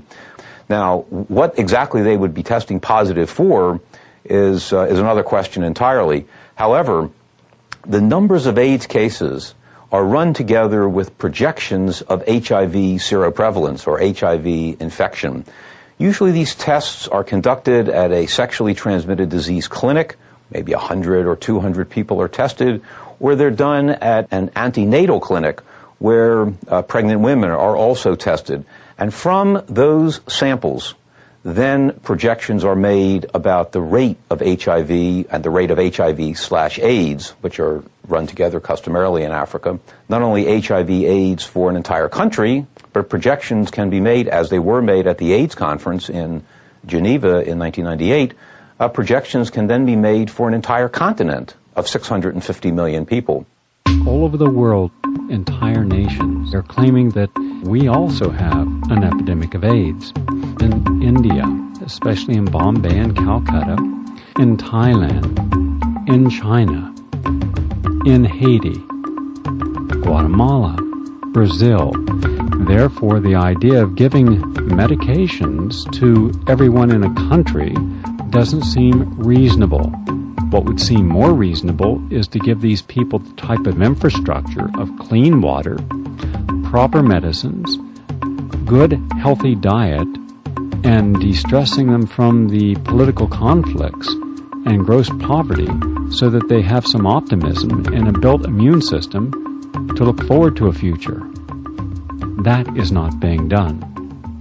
What they are finding is the polyspecific antibodies that are normally in people in Asia and Africa because the social conditions there. So they have been exposed to many parasites, so they have to have a lot of polyspecific antibodies in the blood, and that's what they are measuring in the ELISA and Western blot tests.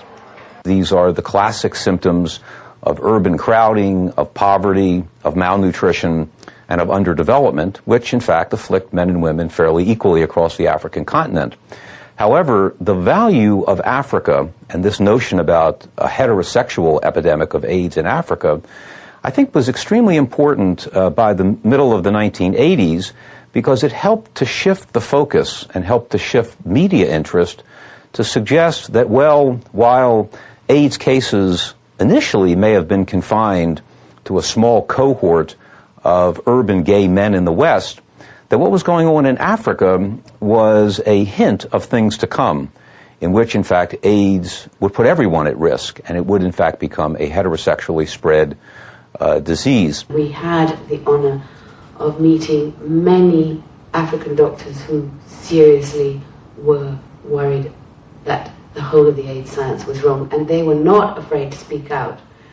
But it was very dangerous for them to do so. And they were certainly not going to receive any funding. Because in Uganda, for example, there was $6 million arriving that year for sex counseling and condom distribution. And for malaria control, there were $65,000. So that's for a whole year. Once the notion got started that stopping AIDS in Africa, which was assumed to be a heterosexually transmitted set of diseases, it could be prevented or stopped by safe sex, then I think early on in the going, there was a considerable interest on the part of missionary and church-related aid groups who argued very strongly that monogamy and abstinence and safe sex were ways, in fact, to prevent this particular kind of disease.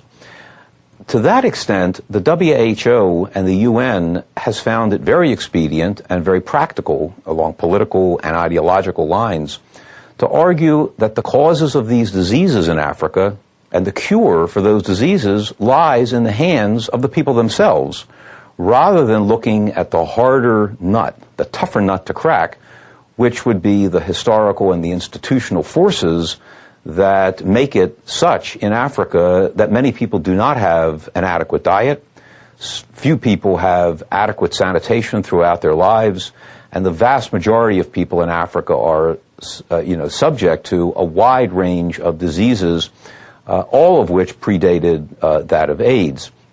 So I think that's been a major motivating factor. You have to also understand that there's a reason on the African side to buy into this particular equation.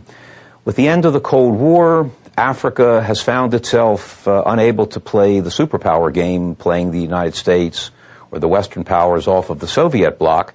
And so many ministries of health and many governments in general accepted that little dogma or not get the kind of aid and the kind of assistance that the U.S. government, the United Nations, the World Health Organization, and so forth felt very strongly that this is what these African governments needed.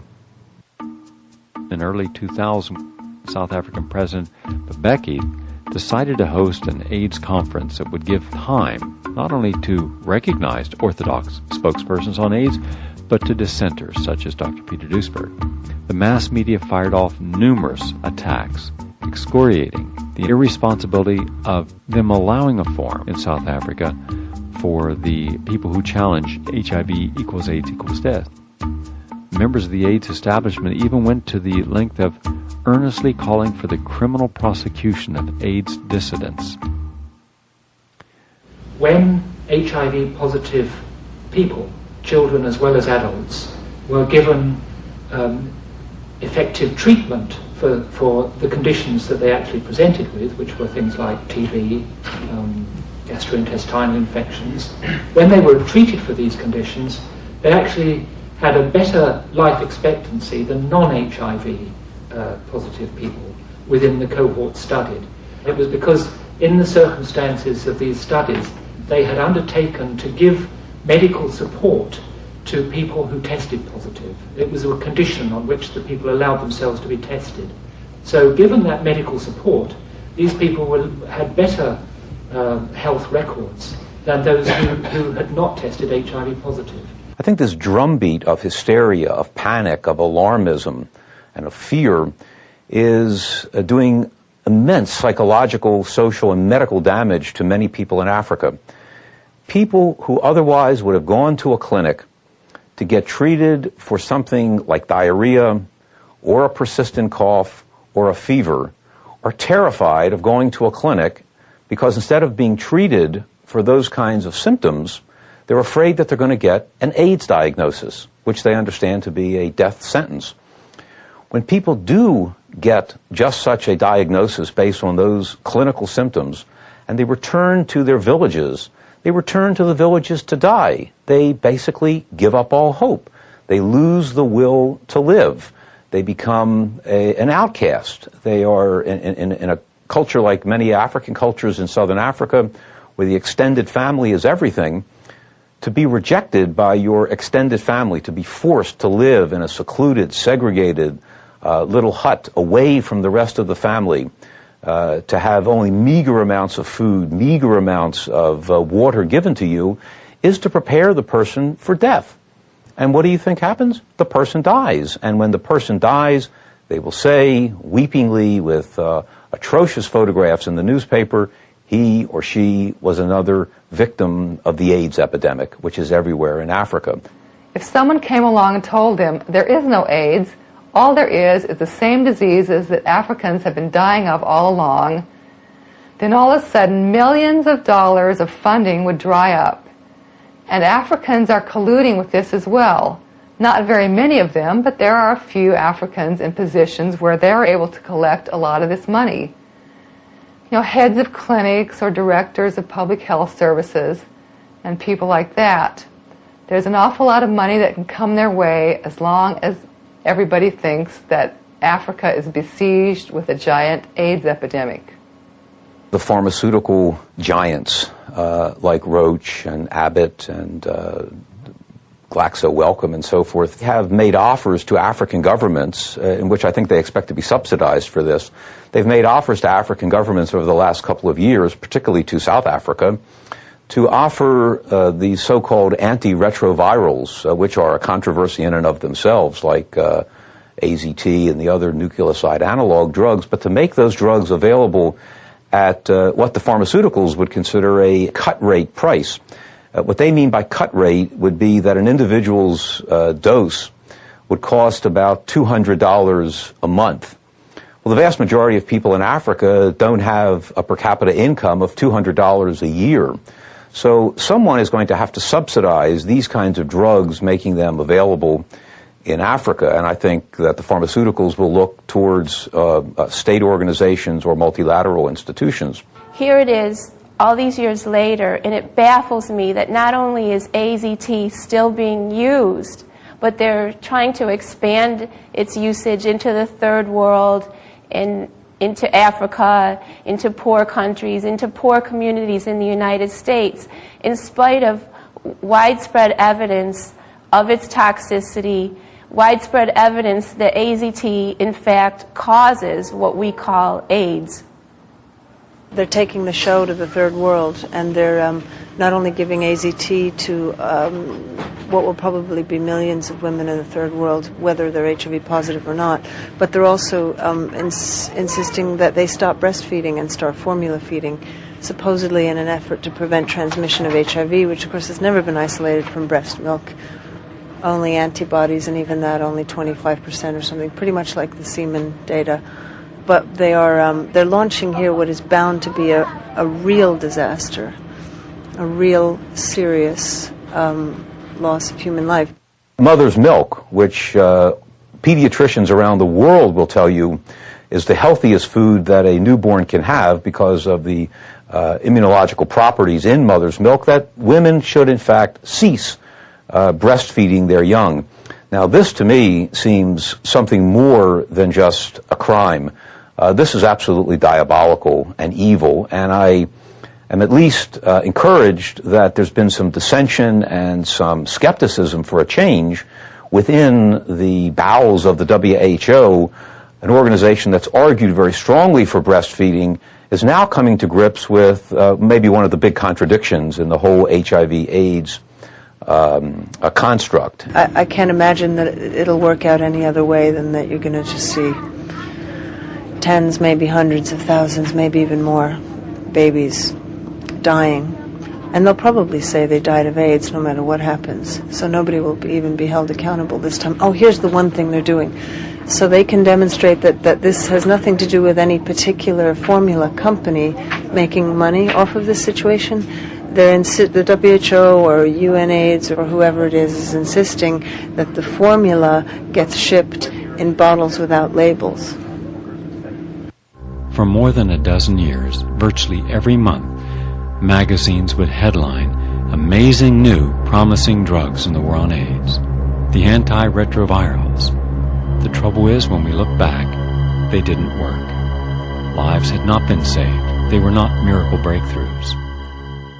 Gallo lost the rights to the test. This was published in Newsweek in '94, and the American government let him fall like a hot potato.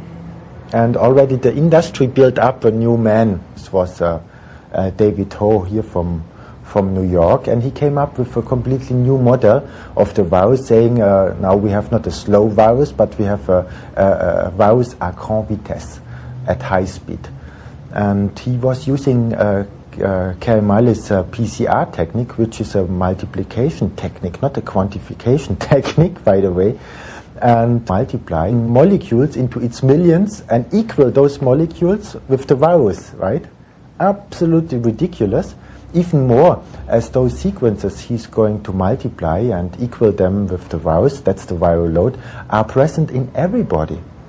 It's just a way to save face for the whole AIDS industry, because more and more people are aware that this could not be, you know, because inside the AIDS scene there are a lot of critical medical doctors, but they saw such a lot of contradiction, and it was discussed on conferences. So there was high noon for a new medal and a new test where the pharmaceutical companies could make a great business out of it, you know. All of this stuff is pure Orwellian deception. It has nothing to do with human beings. It's all a creature of the laboratory. The pictures of HIV, the very few examples of electron microscope pictures of HIV were actually examples of culturing. They were created in the laboratory.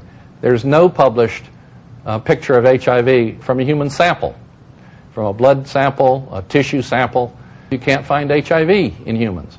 I don't know if anybody really knows what the viral load test is finding, but if you're infected with other different viruses, for instance, if you're sick with a cold or the flu or hepatitis or anything, you shouldn't get an HIV viral load test because it's bound to be really high. Now that doesn't seem to make any sense. If what you're measuring is HIV, then why would being sick with something else cause your HIV viral load to go up, unless what they're really measuring is something else? When I hear constantly AIDS research labs referring to the measuring of viral load, I cannot imagine. To me it defies common sense to speak about viral load without seeing virus particles. And I've never seen any demonstration of virus particles in what is regarded to be a sample in which viral load, so-called, is being measured by PCR methodology. Even the manufacturer, on the front page, the third paragraph of the instructions, say do not use the viral load test to diagnose either AIDS or HIV. And there's a very simple reason for that. It's because they don't know what it's measuring. The PCR viral load test at best is looking at 3% of the genome of HIV. It's essentially looking at viral debris. The viral load test is equivalent to counting bumpers in a junkyard and assuming that 2,000 bumpers is equivalent to 1,000 cars that you could put the key in ignition and drive off the lot. It's just totally bogus. Because there are so many, such large variation between the HIV genomes, that is between one RNA which is said to be HIV and another piece of RNA which is said to be also HIV genome, the HIV genomes have been divided in many types. If all these are RNAs of a retrovirus, HIV, and if all the tests, the three tests, were measuring the viral load, then one would have expected all these numbers to be exactly the same. And yet, as you can see, one can have from no virus detected, no viral load at all, to up to 1 million, just by using different types of HIV. The same thing, by using different tests, you can have from nearly no virus detected to a very, very high viral load. So one can find really hard to believe that such tests can be used to measure anything, not to mention a deadly virus. Viral load, they measure small fragments of RNA, and these are body's own cellular debris in this normal cell turnover. Every day 1 billion cells. But you don't detect in this technology a virus. That's not possible. I have asked several of the proponents, the major proponents of the HIV hypothesis, Tom Merrigan at Stanford, Martin Markowitz, who works with David Ho at the Aaron Diamond, John Mellors at Pittsburgh. I've asked them, what does the viral load test have to do with infectious virus? Within a heartbeat, the answer is nothing.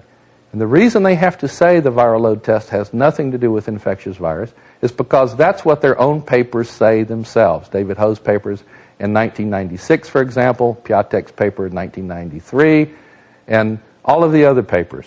The viral load test has nothing to do with infectious virus, and yet infectious virus is the only virus that causes disease. The RNA of one HIV with another HIV, whatever that is, it can vary up to 40%.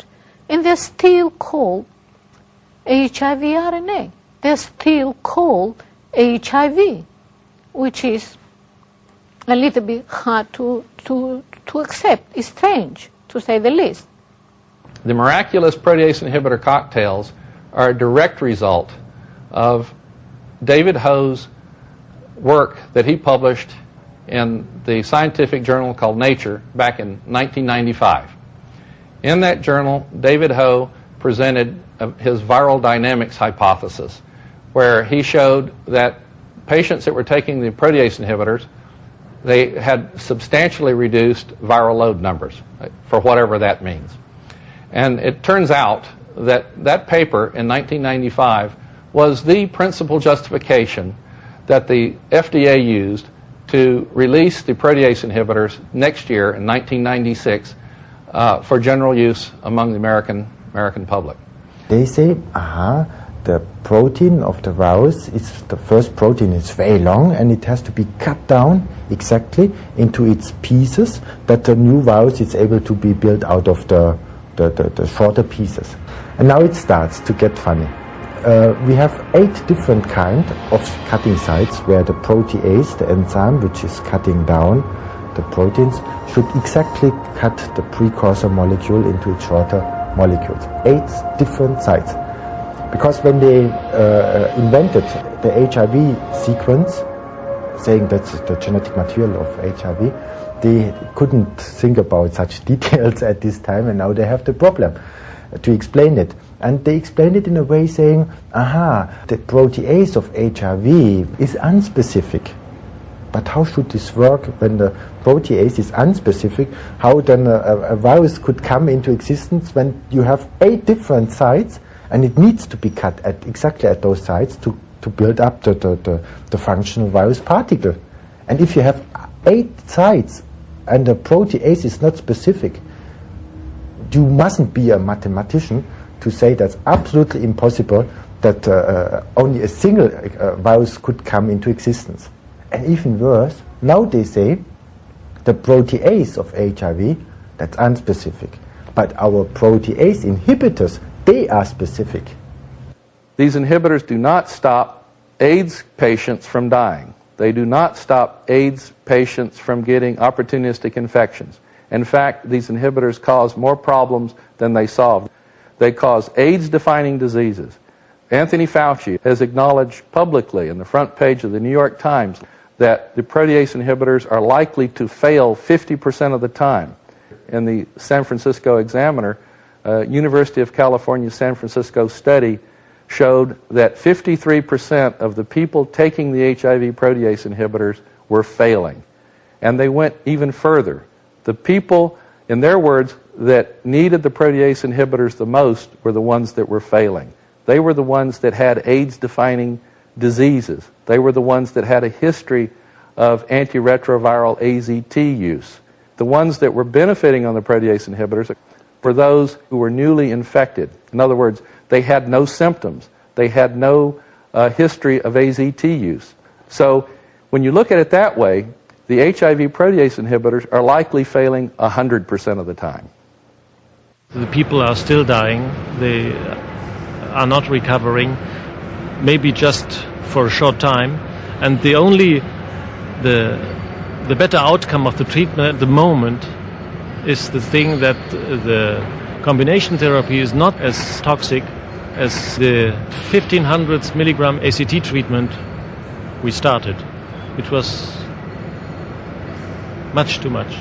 There's no empirical evidence that people in this category, here we're speaking about asymptomatic people, people who have no complaints or people who are in relatively good health, benefit at all from these drugs. They may or they may not. The studies are not going to be done probably because I suppose the big push is to get everybody who's seropositive for HIV onto treatment. That seems to be the sort of major thrust. In such instances, it may well be that the drugs, the net effect of being on these drugs is going to outweigh any possible benefit, and that people will do worse. AIDS in the 1980s was primarily the result of the recreational drug epidemic in the U.S. and in Europe. However, it shifted considerably in the 1990s. In the 1990s, at least half of all new AIDS cases, maybe even 60% now, are a direct result of the antiretroviral therapies themselves. The chain terminators specifically were used since 1987, when AIDS was on the increase. So AIDS has continued to increase with antiviral drugs of the DNA chain terminator variety, and has decreased when recreational drug use decreased, and continued to decrease when the protease inhibitors were introduced in 1997 because recreational drug use continued to decrease. But it didn't decrease as fast, and guess why not? Well, because people who are HIV positive are now being intoxicated, rendered AIDS patients by anti-HIV drugs, which have virtually the same spectrum of diseases that they cause as so-called AIDS is. In 1998, a group of researchers at University of California at Berkeley and the University of California at San Francisco joined forces to test David Ho's viral dynamics hypothesis. And in short, their results are that Ho's hypothesis is wrong. Their data actually shows that HAART, which is short for the highly active antiretroviral therapy, which is simply the protease inhibitor cocktails, that HAART actually does what HIV is supposed to be doing. It produces a shorter lifetime for the T cells in HIV positive people taking the drugs as compared with HIV people who do not take the drugs. So you interfere on a very basic level of life, and it takes a time that you see the clinical outcome of these damages. And it's worse than AZT. AZT acts quicker, on the genetic level, and but we have the possibility that the bacteria inside our intestines are eating up all this AZT. If you have a good digestion, then that's no problem. But the protease inhibitors cannot be cut down because they are artificial.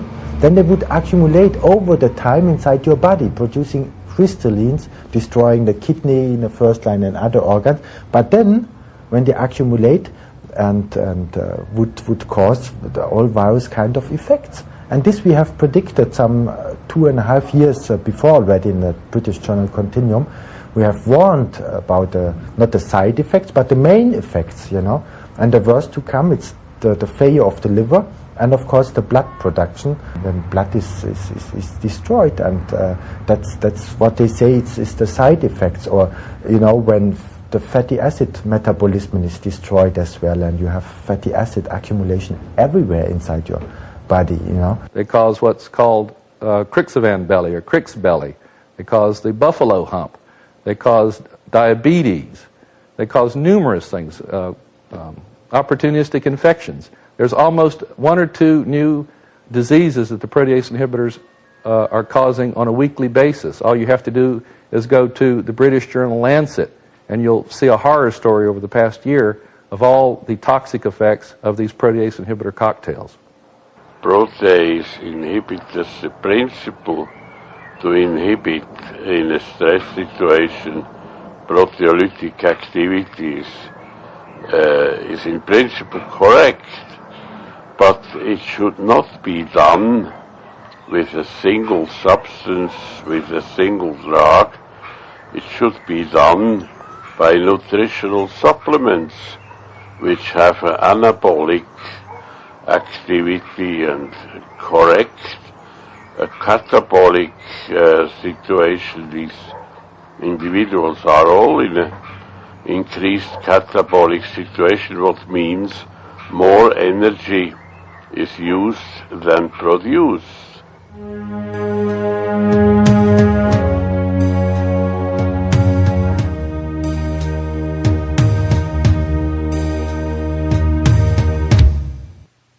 On one level, if you take a sort of social construction view of the phenomenon of HIV and AIDS, we were maybe in part, producing what we thought we were preventing, in a sense. We were doom-laden, we weren't offering, all-out care to people, in a sense. I think we took quite a conservative view that people infected would develop opportunistic infections and would eventually die. If we're mistaken, at least we haven't done very much harm. Our theory demands that safe sexual practices are adopted. Not only that people don't share needles, but people don't take drugs at all. So, we are in complete agreement from a public health point of view with the HIV theorists. Perhaps we've done some good. Maybe we've stopped a few people worrying about their HIV antibodies. Maybe we've stopped a few people taking drugs to kill a virus that they may not have, that may not even exist. But if the HIV theorists are wrong, who can tell how much harm they have done? AIDS is not even a medical problem. It's a social problem. And as a social problem, solutions need to be in the social realm, not so much even in the medical realm. It is not possible in one program to cover all the important issues on a subject as demanding as AIDS. But at least if you now have some questions that you did not have before, if you're not as certain in HIV being the only cause of AIDS, the HIV antibody test being accurate, that the antiretroviral drugs are the way to go, that the vaccine is the miracle cure for the future, if any of this has caused you to pause, then this program has served its purpose. I'm Gary Null. Thank you very much for watching.